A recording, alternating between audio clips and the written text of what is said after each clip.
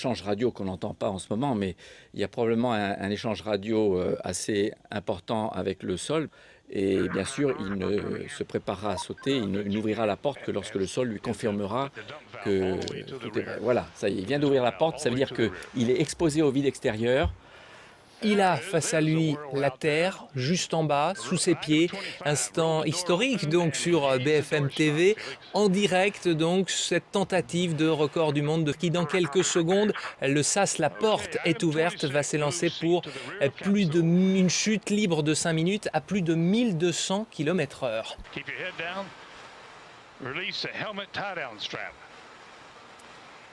Il y a le plein d'oxygène, on le voit en bas.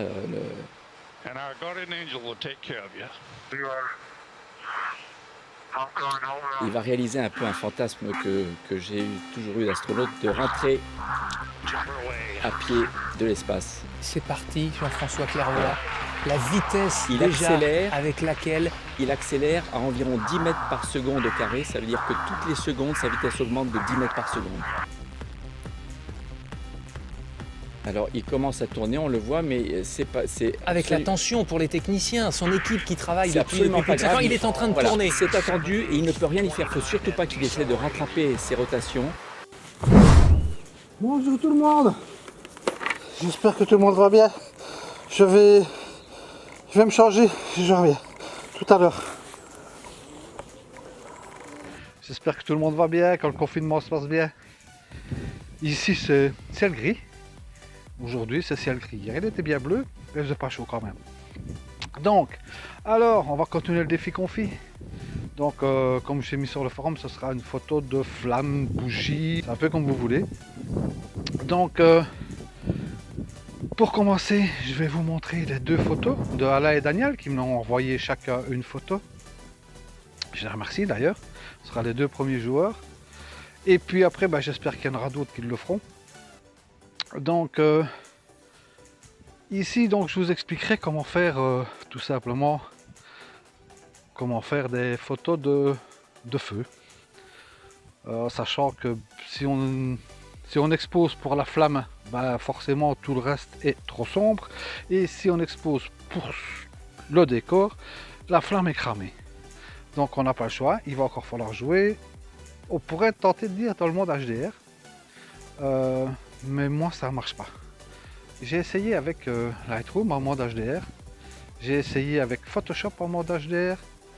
Et j'ai essayé avec la Nik Collection, l'ancienne Nik Collection, en mode HDR. La fusion de photos en fait. Aucun ne marche. Dans ce cas-là, il n'y a aucun qui marche. Ça donne vraiment un résultat vraiment exécrable. Ici, ce que j'ai fait, je suis parti sur le même principe que ce que l'on a fait sur le défi confi, le premier, celui où on se clonait. Sauf que ici, c'est pas cloné, c'est que je vais utiliser les parties qui m'intéressent en ne montrant que les parties. Voilà, ici, donc ce que je ferai, c'est différentes expositions. Une exposition trop sombre pour le décor, mais où la flamme sera bonne. Une exposition trop claire pour la flamme, mais où le décor sera bon. Et une entre les deux, ce sera un petit peu à vous de voir. Et on utilisera la technique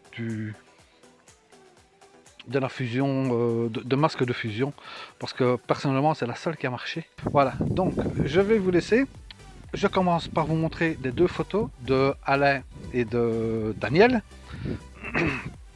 On en discute un petit peu, et puis après je vous montre pour faire cette fameuse HDR, mais façon manuelle. Voilà. Salut, à tout à l'heure.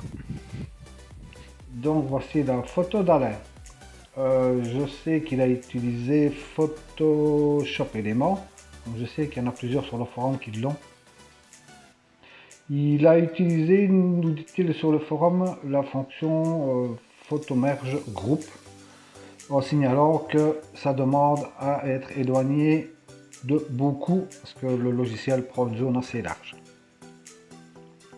Voilà, donc voilà l'essai d'Alain et qui nous montre qu'il n'y a pas que Photoshop dans la vie. La photo, on ne discute pas sur la beauté de ceci, le but était quand même de faire. Voilà, Alain nous montre une autre façon de faire, c'est génial. Moi je vous l'ai montré sur Photoshop et Alain vous montre comment la faire sous Photoshop Element. Enfin, vous montre, non, vous le dit. La suivante, c'est celle de c'est celle de Daniel. Je crois qu'il s'est amusé aussi. En fait, il m'avait envoyé une autre photo, mais qui ne rentrait pas dans le principe. Donc voilà, donc il a refait une. Il s'est amusé sur son bureau à se mettre en scène. Voilà, c'est joli, c'est amusant. 2 fois lui. On en a déjà sur le forum, mais on en a 2 fois en photo. Voilà, donc vous voyez que le défi confi n'est pas trop mal. Il y a moins de jouer tous. J'espère que pour le prochain, il y aura du monde. Voilà, donc je passe les photos. Parce que de toute manière, Daniel ne m'a rien dit de spécial. Alors, je ferme Lightroom et je lance Photoshop. Je vais simplifier les choses parce que voilà, je ne vais pas passer une demi-heure à vous montrer. En plus, ici, je suis sur l'écran du portable, donc ça va pas fort bien le faire. Donc, nous revoilà sous Photoshop. Sous Photoshop, je vais vous simplifier les choses parce que ça ne sert strictement à rien que je commence à dessiner, à recadrer, ceci, cela. Ça va vous emmener plus qu'autre chose. Donc, sous Photoshop, nous avons ici, c'est le groupe ici le plus important. Nous avons les 3 photos. C'est les 3 photos que j'ai prises. On devine ici. Celle-ci est la plus claire. Mais on remarque que ici, la flamme est complètement cramée. Et on a du fond derrière qu'on n'a vraiment pas envie de voir. Si je prends la suivante, elle cache une partie. Donc, ce qui est en noir, c'est ce que je cache de cette photo-là. Donc ici, on voit que je lui laisse le fond et déjà une partie des pierres. Donc ici, je vois les pierres qui sont les pierres d'en dessous. Je vois strictement rien. Je gagne juste un peu de luminosité ici. Mais donc il reste encore la flamme de la bougie, le verre, et on voit ici, là comme ça, on voit que le fond est vraiment encore trop visible. Donc pour ça, j'ai la 3e photo. Voilà, qui fait elle que l'on voit déjà beaucoup moins le vert. Ici on voit encore un petit peu le vert. J'ai essayé de faire comme ça, montrer un petit peu.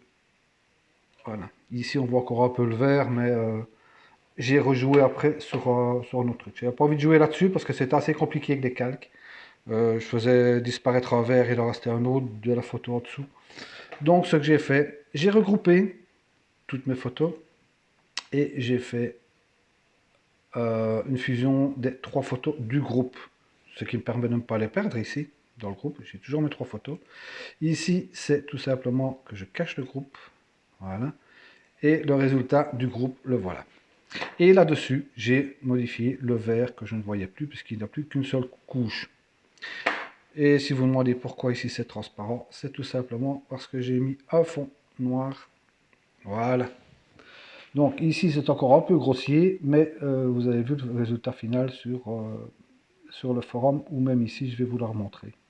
Voilà, donc vous avez vu le principe, tout simplement, les masques de fusion, pareil que sur le clonage. On ne montre que ce que l'on veut montrer et on s'en sort très bien. Et ça fait du HDR. Voilà. Voilà qui termine donc ce défi confi. Ou ce confi défi, vous le prenez comme vous voulez. Donc voilà, maintenant c'est à vous de jouer. Je vais remettre l'adresse sur la vidéo. Et c'est à vous de jouer. Voilà. À la prochaine, j'attends vos photos avec impatience. Salut!